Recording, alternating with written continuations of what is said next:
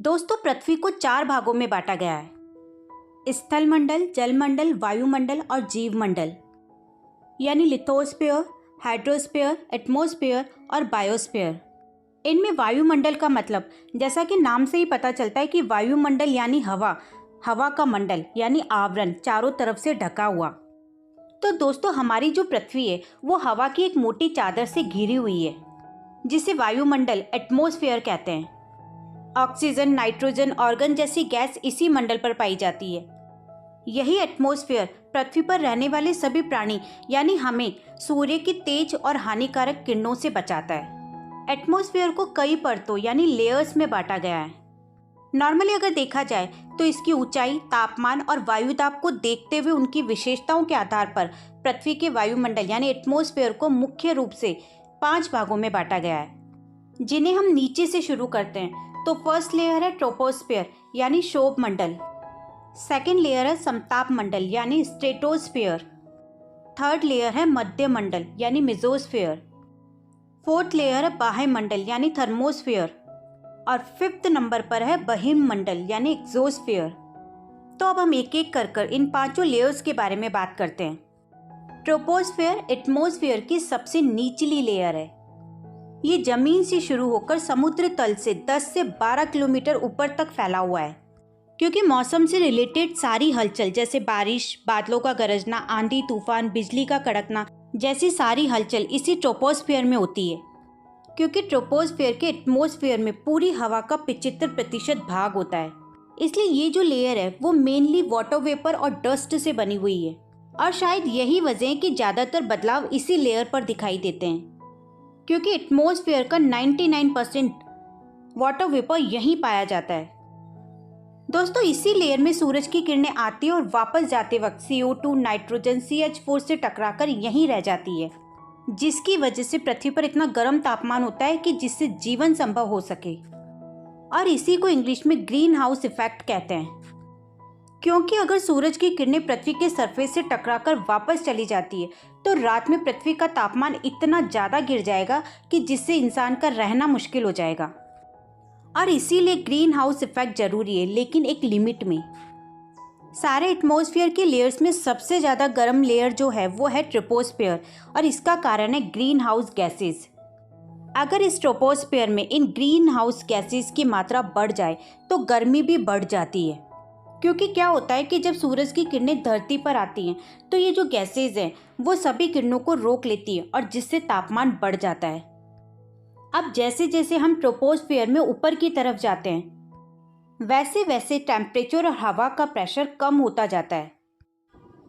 क्योंकि क्या होता है कि टेम्परेचर के साथ साथ ऊंचाई में भी कमी आ जाती है, और प्रति 165 मीटर पर 1 डिग्री सेल्सियस यानी 1 किलोमीटर पर 6 डिग्री सेल्सियस की कमी हो जाती है, जिसे हम सामान्य ह्रास दर कहते हैं।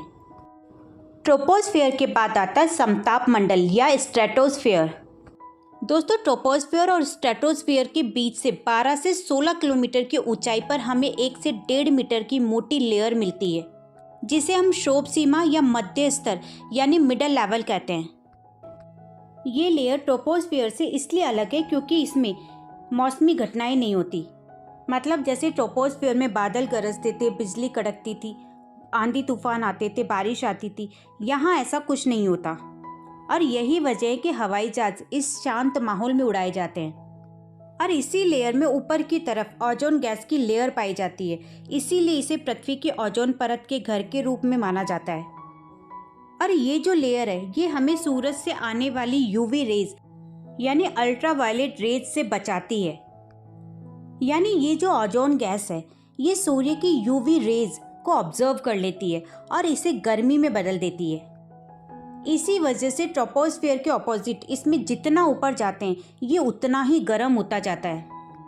यानी समताप मंडल में ऊंचाई के साथ टेम्परेचर में वृद्धि ओजोन गैस के द्वारा अल्ट्रावायलेट रेज को ऑब्जर्व करने के कारण होती है। और लगभग 50 किलोमीटर की ऊंचाई के बाद टेम्परेचर फिर से गिरावट की स्थिति में आ जाता है, और ये स्ट्रेटोस्फेयर की यानी समताप मंडल की लास्ट सीमा होती है, जिसे स्ट्रेटोपोज कहा जाता है, और इसके ऊपर तापमान फिर से कम होने लगता है। दोस्तों, क्या आपको पता है कि इस ओजोन गैस के कारण मनुष्य के जीवन और पर्यावरण पर काफ़ी प्रभाव पड़ता है? इसलिए इस लेयर को बचाना बहुत ज़्यादा ज़रूरी है। इसे सबसे ज़्यादा जिससे नुकसान पहुंचता है वो है CFC यानी क्लोरोफ्लोरोकार्बन, जो मेनली फ्रिज और AC से निकलती है। ओजोन गैस ऑक्सीजन का ही दूसरा रूप है, क्योंकि जब ऑक्सीजन के 3 परमाणु आपस में जुड़ते हैं तब एक ओजोन परत बनती है। अब आती है तीसरी लेयर जो समताप के ऊपर, जिसे मेसोस्फीयर या मध्य मंडल कहते हैं। ये समुद्र तल से 80 से 85 किलोमीटर यानी 53 मील की ऊंचाई तक फैला हुआ है। जैसे जैसे हम मध्य मंडल से ऊपर जाते हैं वैसे वैसे तापमान ठंडा होता जाता है।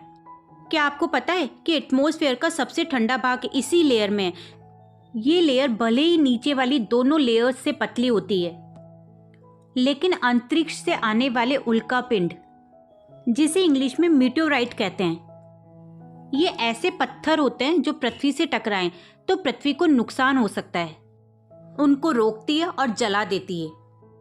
जैसे अगर आप देखो तो चांद के पास अपनी मेसोस्फीयर नहीं है, इसीलिए वहां पर पत्थर टकराते और बड़े बड़े गड्ढे मिलते हैं।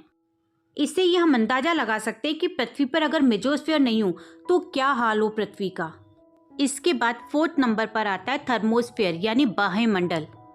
ये एटमॉस्फेयर की सबसे बाहरी परत है। ये 90 किलोमीटर की ऊंचाई से लेकर 500 से 1000 किलोमीटर तक फैला हुआ है।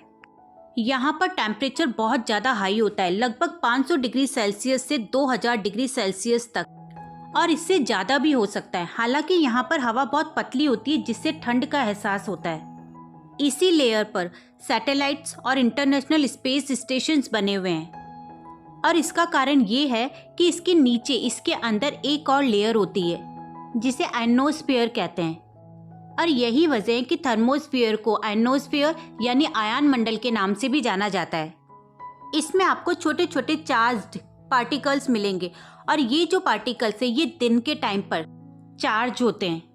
पृथ्वी से प्रसारित होने वाली रेडियो तरंगे इस परत से टकराकर वापस लौट जाती है, जिससे कम्युनिकेशन में हेल्प मिलती है।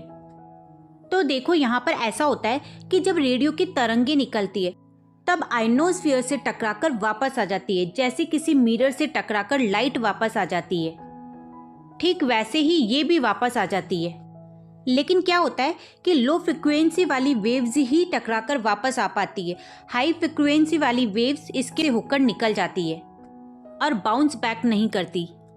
ये हाई फ्रिक्वेंसी वेव्स होती है, जैसे FM रेडियो और टेलीविज़न की वेव्स। तो दोस्तों, जब तक सैटेलाइट्स नहीं आई थी तब तक रेडियो ब्रॉडकास्ट करने के लिए हम लोग इन्हीं चार्ज्ड पार्टिकल्स का यूज़ करते थे। लेकिन अब जब सैटेलाइट्स आ गई है तो हाई फ्रिक्वेंसी वेव्स का यूज़ हम FM और टेलीविज़न के लिए करते हैं, क्योंकि उस टाइम पर क्या होता था कि हमें रेडियो में कभी तो साफ आवाज़ आती थी और कभी बिल्कुल नहीं। क्योंकि इसका जो कारण था वो ये था कि चार्ज पार्टिकल्स इधर से उधर मूव करते रहते थे। इसके साथ साथ अरोरा यानी नॉर्दर्न लाइट्स और सदर्न लाइट्स भी थर्मोस्फीयर पे ही होते हैं। अगर सीधे शब्दों में कहें तो रात में या सुबह होने से ठीक पहले पृथ्वी के दोनों पोल यानी साउथ और नॉर्थ पोल के आसमान में हरे, लाल व नीले रंग के मिश्रण से पैदा होने वाले सुंदर प्रकाश को अरोरा कहते हैं। इसके बाद आती है 5th नंबर की लेयर, एक्सोस्फीयर। ये एटमॉस्फेयर का वो एरिया है जहाँ अणु और परमाणु अंतरिक्ष में घूमते रहते हैं। ये थर्मोस्फीयर के टॉप से लगभग 10,000 किलोमीटर तक फैला हुआ है। हालांकि इस लेयर की कोई तय सीमा नहीं है, लेकिन इस लेयर को पृथ्वी के एटमॉस्फेयर की सीमा माना जा सकता है, क्योंकि इसके बाद अंतरिक्ष आ जाता है। इस लेयर में केवल ऑक्सीजन, नाइट्रोजन, आर्गन और हीलियम जैसी गैसों के पार्ट्स होते हैं।